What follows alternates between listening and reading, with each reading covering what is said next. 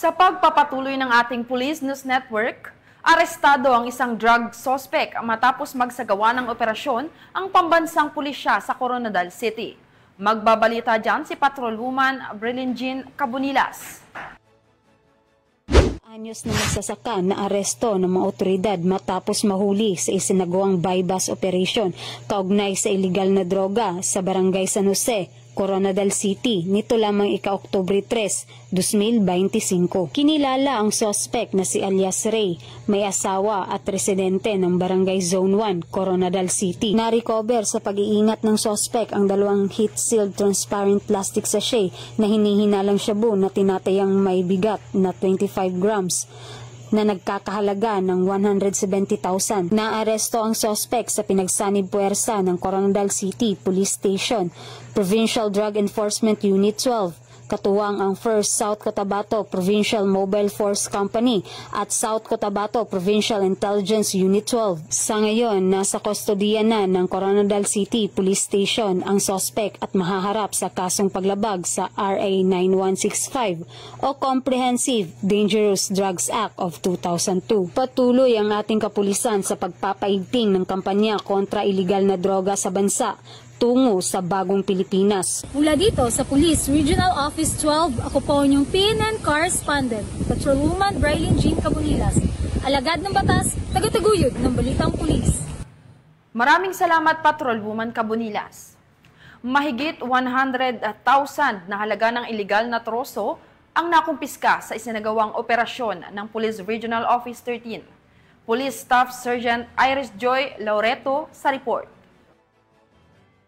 Pinaigting ng kampanya laban sa illegal logging mula September 26 hanggang 30 na aresto ng Police Regional Office 13 ang 5 individual at nahuli ang mahigit 108,000 na halaga ng illegal cut lumbers.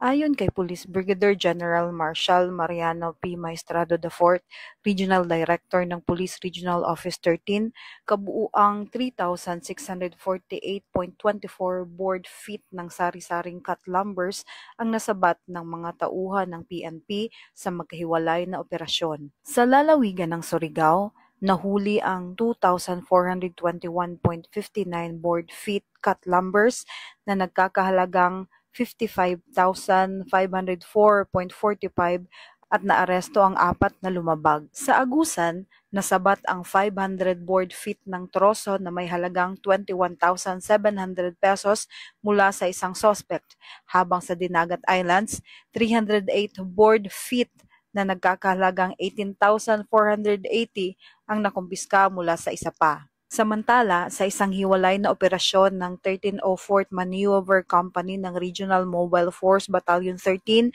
sa Esperanza, Agusan del Sur, nahuli ang 418.65 board feet ng lawaan flitch na may tinatayang halagang 12,559.50 pesos. Ang mga naarestong suspect ay nahaharap ngayon sa kasong paglabag sa PD 705 o ang Revised Forestry Code of the Philippines.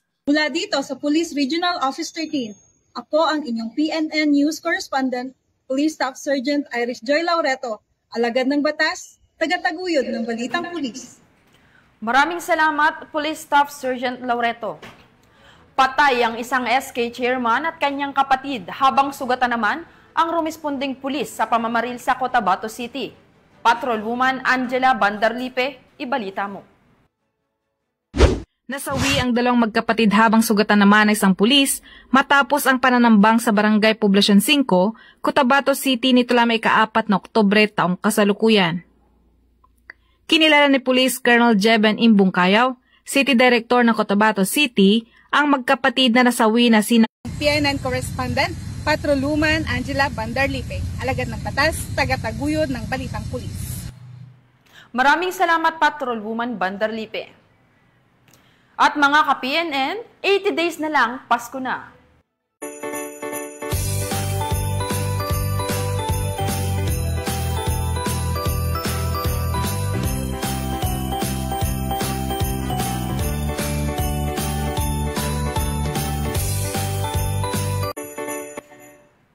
Sa ngalan ng pamunuan ng Philippine National Police, sa pangunguna ni Acting Chief of PNP Police Lieutenant General Jose Melencio Nartates Jr. at sa pamumuno ni President Ferdinand Bongbong Marcos Jr., kami ay maglilingkod sa bawat Pilipino at magbibigay ng tama at balanseng balita. Mula rito sa tanggapan ng tagapag-ugnay ng pambansang pulisya, kami ang inyong alagad ng batas, tagataguyod ng balitang pulis. Ako ang inyong tagapag-ugnay, Patrolwoman Maria Danica Bacal Subungo. Maghahatid ng tamang balita, kwento ng pulis at serbisyo para sa mamamayan, at ito ang PNP News Online, ang pangunahing balita ng Police News Network.